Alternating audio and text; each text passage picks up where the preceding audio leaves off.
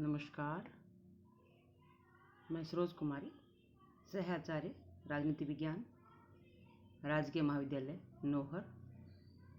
आज हम BA part 3 के पेपर 2 के अंतर्गत टॉपिक अमेरिकी विदेश नीति निर्माणक तत्व निर्धारक तत्व पढ़ेंगे।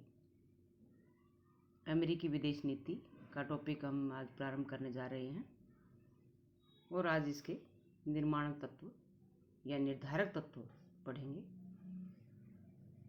किसी भी राष्ट्र की विदेश नीति वहाँ की आंतरिक परिस्थितियों, भौगोलिक स्थिति, वहाँ के संवैधानिक ढांचे, जनता की आकांक्षाओं, जनता की क्षमताओं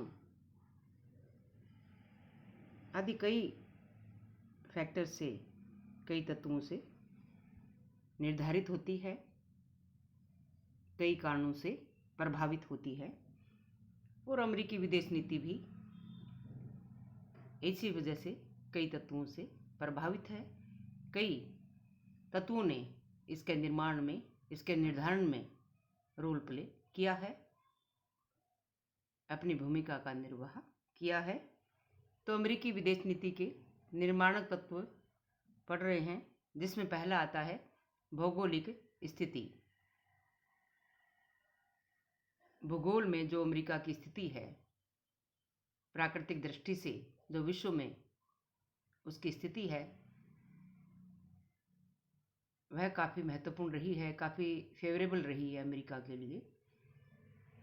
और उसके विदेश नीति के निर्धारण में सबसे ज़्यादा महत्वपूर्ण भूमिका का निर्वाह भौगोलिक तत्व या विश्व भूगोल में उसकी जो स्थिति है उसने निर्धारित किया है।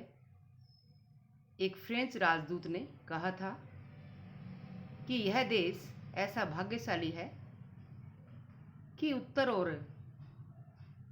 दक्षिण में तो इसकी सीमाओं पर निर्बल पड़ोसी बसते हैं और पूरब और पश्चिम में मछलियां हैं। यानी उत्तर और दक्षिण में इसकी सीमाओं पर निर्बल पड़ोसी हैं, कमज़ोर पड़ोसी हैं, और पूर्व और पश्चिम में महासागर है। तो इसकी जो भौगोलिक सीमाएं हैं काफ़ी सुरक्षित हैं। उत्तर और दक्षिण में कमज़ोर पड़ोसी होने के कारण अंतर्राष्ट्रीय सीमा पर इसे कभी भी दबाव का सामना नहीं करना पड़ा है। और पूर्व और पश्चिम में महासागर होने की वजह से अन्य राष्ट्र भी इसकी सीमाओं को छू नहीं पाते हैं। तो अमेरिका भौगोलिक दृष्टि से ऐसा राष्ट्र रहा है जिसकी सीमाएं निरंतर सुरक्षित रही हैं और इससे बहुत फायदा मिला है। वो ये कि इसको अपनी सीमाओं पर कभी भी अत्यधिक सेनाओं का जमावड़ा करना नहीं पड़ा और उसे सार्वभौमिक दृष्टि से या आर्थिक दृष्टि से या सैनिक दृष्टि से, हर दृष्टि से अमेरिका सुरक्षित रहा है और उसने अपने हिसाब से विकास किया है। इसी वजह से इसके राष्ट्रपतियों ने जो है संपूर्ण विश्व से कई वर्षों तक पृथकता की नीति अपनाई थी। अपना स्वयं का विकास ये करते रहे और अंतर्राष्ट्रीय राजनीति से अपने आप को इन्होंने दूर भी रखा। तो भौगोलिक स्थिति अमेरिका के विकास के लिए और वर्तमान जो विदेश नीति, या कहें तो इतने वर्षों से जो विदेश नीति इस राष्ट्र ने अपनाई है, उसके लिए एक निर्णायक तत्व के रूप में भूमिका निभाता रहा है। दूसरा जो निर्माणक तत्व आता है प्राकृतिक साधन। प्राकृतिक संसाधन भी किसी भी अर्थव्यवस्था के लिए महत्वपूर्ण भूमिका का निर्वाह करते हैं। और अमेरिका का अगर हम देखते हैं तो प्राकृतिक दृष्टि से, नेचुरल दृष्टि से यह राष्ट्र भरपूर रहा है। प्राकृतिक संसाधनों की किसी भी दृष्टि से यहाँ कमी नहीं है। इन प्राकृतिक संसाधनों की प्रचुरता ने इस राष्ट्र को आर्थिक दृष्टि से समृद्ध किया है, इसको शक्तिशाली बनाया है। अमेरिका भाग्यशाली है कि उसके पास प्राकृतिक साधनों का विपुल भंडार है। इसके कारण अमेरिका की विश्व में वाणिज्य और व्यापार में आशातीत वृद्धि हुई है। खाद्योत्पादन जो कभी गृह समस्या थी, आज अमेरिकी अंतर्राष्ट्रीय संबंधों में एक महत्वपूर्ण विषय बन गया है।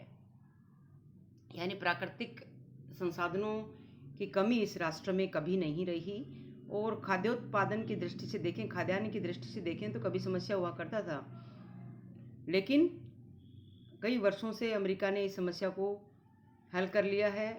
आत्मनिर्भर ही नहीं बल्कि अन्य राष्ट्रों की खाद्यान्न के मामलों में यह सहायता करता रहा है और अपनी आवश्यकताओं को और अंतर्राष्ट्रीय राजनीति को इस नीति के माध्यम से प्रभावित भी करता रहा है। तो प्राकृतिक संसाधनों की प्रचुरता अपने आप में एक सुरक्षात्मक होता है किसी भी राष्ट्र के लिए, और अमेरिका इसका एक अच्छा उदाहरण है कि यहाँ प्राकृतिक संसाधनों की दृष्टि से कोई कमी नहीं है। औद्योगिक उत्पादन हो सका है, इस वजह से सैनिक संसाधनों का विकास हो सका है, और एक समृद्ध व्यापारिक शक्ति के रूप में एक आयात निर्यात को, या कहें तो निर्यात को बढ़ाने वाला एक राष्ट्र अमेरिका साबित हुआ है। विश्व में आर्थिक दृष्टि से एक समृद्ध राष्ट्र के रूप में, एक महाशक्ति के रूप में उभरने में उसको प्राकृतिक साधनों ने महत्वपूर्ण भूमिका निभाई है। तीसरा आता है सुरक्षात्मक शक्ति। अमेरिका मानता है कि ऊंचे आदर्शों पर आधारित नीतियों की अपेक्षा शक्ति नीतियां अधिक सफल होती हैं। सुरक्षात्मक दृष्टि से अमेरिका मानता है कि कोरे आदर्शों पर आधारित विदेश नीति नहीं अपनानी चाहिए, और वो अब इसमें भरोसा भी नहीं करता कि सिर्फ कल्पनाओं पर आधारित विदेश नीति अपनाई जाए, ऊंचे आदर्श अपनाए जाएं। इसके बजाय वह व्यवहारिक और सुरक्षात्मक नीति में भरोसा करता है। और अमेरिका के लोगों का विचार है कि विदेश नीति को सैनिक कार्यक्रम द्वारा सहायता मिलनी ही चाहिए ताकि राष्ट्र को सुरक्षित रखा जा सके। सैनिक कार्यक्रमों द्वारा सुरक्षित रहना चाहिए राष्ट्र। कहने का तात्पर्य यह है, कोरे आदर्शों पर आधारित विदेश नीति में अमेरिका विश्वास नहीं करता रहा, और सैनिक कार्यक्रम से सपोर्ट प्राप्त कर ही विदेश नीति सक्सेस होती है। कोई भी राष्ट्र शक्तिशाली बन सकता है, ऐसा अमेरिका प्रारंभ से मानता रहा है। इसीलिए विश्व की आधुनिक से आधुनिक हथियारों से समृद्ध वहाँ की सेना है। सेना की संख्या में भी कमी नहीं है, और सेना जो है आधुनिक भी है, हथियार भी आधुनिक हैं, ट्रेनिंग भी उनको आधुनिक से आधुनिक मिली है। तो एक सक्षम और सशक्त सैनिक शक्ति जो है अमेरिका के पास है, जो इसको विश्व में एक महाशक्ति के रूप में उभरने में इसने सहयोग दिया है। संपूर्ण विश्व में कहीं भी लड़ने की क्षमता इस राष्ट्र की प्रारंभ से रही है, और इन वर्षों में जब से सोवियत संघ का विघटन हुआ है, एक ध्रुवीय विश्व व्यवस्था स्थापित हुई है, तो अमेरिका की सेनाएं संपूर्ण विश्व में जो है युद्ध लड़ती रही हैं। आगे आता है निर्माणक तत्वों में, निर्धारक तत्वों में मानवीय स्रोत। किसी भी राष्ट्र की विदेश नीति में मानवीय स्रोत भी बहुत ही महत्वपूर्ण भूमिका का निर्वाह करते हैं, और अमेरिका का मानवीय स्रोत विश्व के किसी भी देश से श्रेष्ठ है। लगभग प्रत्येक देश से अमेरिका का मानवीय स्रोत श्रेष्ठ है।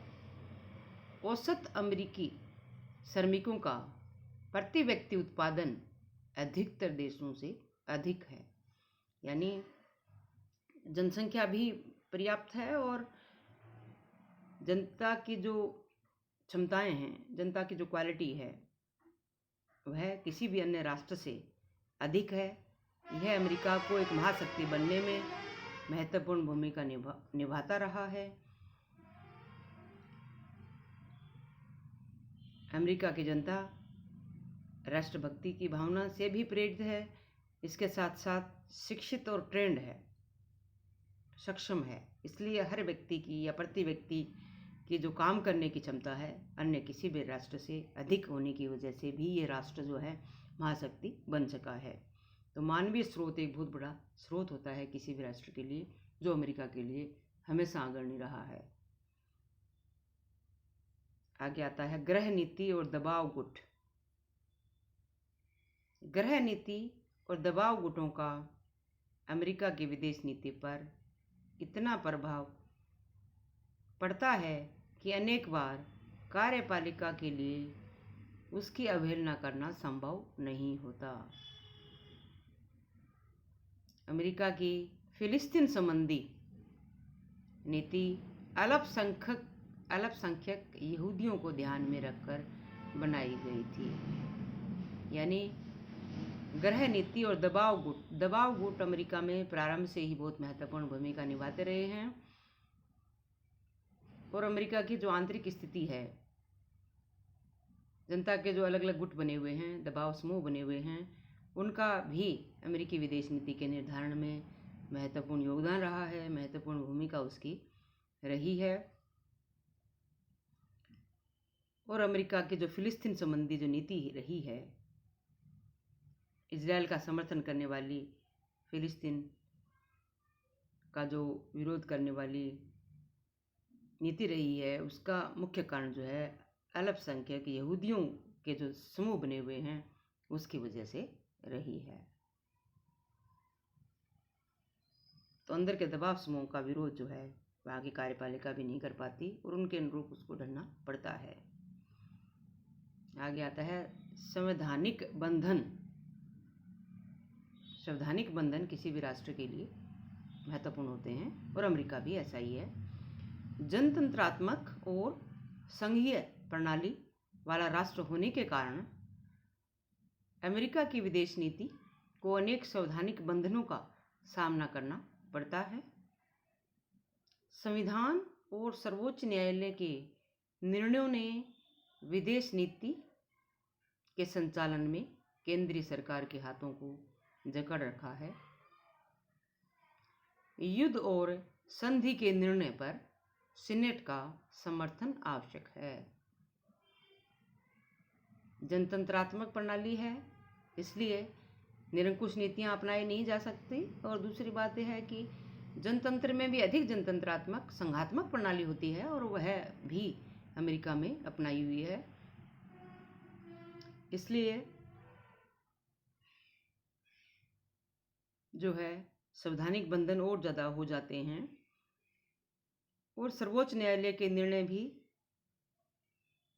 जो है अमेरिकी विदेश नीति को प्रभावित करते रहे हैं, आंतरिक नीति को भी प्रभावित करते रहे हैं। और कोई भी निर्णय विदेश नीति का जो अमेरिका का राष्ट्रपति लेता है उसको सीनेट का समर्थन आवश्यक होता है। इसलिए युद्ध और संधि के जो निर्णय हैं वह सीनेट के 2/3 बहुमत के समर्थन से उनको पास करवाना पड़ता है। इसलिए भी जो है अमेरिकी विदेश नीति संवैधानिक बंधनों से जकड़ी हुई है।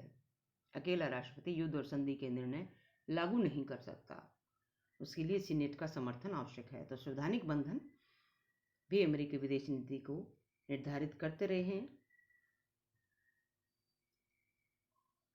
अंतिम आता है दलगत सहयोग। जो राजनीतिक दल हैं, जो कांग्रेस में बैठते हैं, कांग्रेस में जिनको बहुमत होता है, उसका प्रभाव अमेरिकी राष्ट्रपति की नीतियों पर या अमेरिकी विदेश नीति पर पड़ता है, उसके लागू करने पर पड़ता है। विदेश नीति के संचालन में कठिनाई अनुभव होती है जब राष्ट्रपति उस दल का नहीं होता जिसका कांग्रेस में बहुमत होता है। यानी जब राष्ट्रपति किसी और दल का होता है और कांग्रेस में किसी अन्य दल को बहुमत प्राप्त हो, तब विदेश नीति के लागू करने में, विदेश नीति के संचालन में कठिनाई आती है। और इसका एक उदाहरण के रूप में हम देख सकते हैं, कई उदाहरण इसके देखने को मिलते हैं कि अमेरिकी राष्ट्रपति ने विदेश नीति के निर्णय लिए और सीनेट ने उसका समर्थन नहीं किया तो वो लागू नहीं हो सकी। इसका एक उदाहरण हम देख सकते हैं कि अमेरिकी राष्ट्रपति बिल क्लिंटन को 1999 में सीटीबीटी के लिए सीनेट का समर्थन नहीं मिला था। सीटीबीटी को लागू करने के लिए सीनेट के 2/3 बहुमत की आवश्यकता थी, जो कि राष्ट्रपति क्लिंटन के चाहते हुए भी सीनेट ने उसे पास नहीं किया और लागू नहीं हो सका। सीटीबीटी संपूर्ण विश्व में हथियारों के नियंत्रण संबंधी संधि है और अमेरिका संपूर्ण विश्व में इसको लागू करना चाहता था, लेकिन स्वयं अमेरिका में सीनेट द्वारा जब इसे समर्थन नहीं मिला तो अंतर्राष्ट्रीय स्तर पे भी अमेरिका की जो है साख को धब्बा लगा इस तरह से। तो ये बहुत बार देखने को मिलता है कि अमेरिकी राष्ट्रपति द्वारा जो निर्णय ले लिए गए होते हैं विदेश नीति के संचालन के लिए, और वो बहुमत न होने की वजह से, या कहें तो दूसरी पार्टी का बहुमत सीनेट में होने के कारण, कांग्रेस में होने के कारण, सीनेट का 2/3 बहुमत का सपोर्ट उस विदेश नीति के संधि समझौतों के लिए नहीं मिल पाता और राष्ट्रपति को अपने निर्णय में परिवर्तन करना पड़ता है, अपने निर्णय को वापस लेना एक तरह से पड़ता है। तो दलगत सहयोग द्विदलीय प्रणाली है, वहाँ दूसरे दल का सहयोग बहुत ज़रूरी होता है अमेरिका के राष्ट्रपति के लिए विदेश नीति को लागू करने के लिए। तो कई फैक्टर्स हैं, कई निर्णायक तत्व रहे हैं अमेरिकी विदेश नीति को जो प्रभावित करते रहे हैं। धन्यवाद।